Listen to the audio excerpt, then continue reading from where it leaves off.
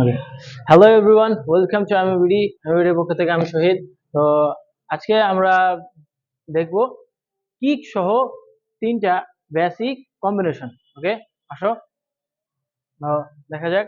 প্রথমে হচ্ছে জ্যাব, স্বাভাবিক জ্যাব, জ্যাব, এবার কিক। ওকে, আবার জ্যাব, কিক, আমরা থাই কিক। ওকে, হ্যাঁ, এবার হচ্ছে দ্বিতীয় কম্বিনেশন জ্যাব, ক্রস, হুক। আমরা বক্সিং এর ক্ষেত্রে যা দেখছি জ্যাব, ক্রস, হুক, সাথে একটা কিক অ্যাড।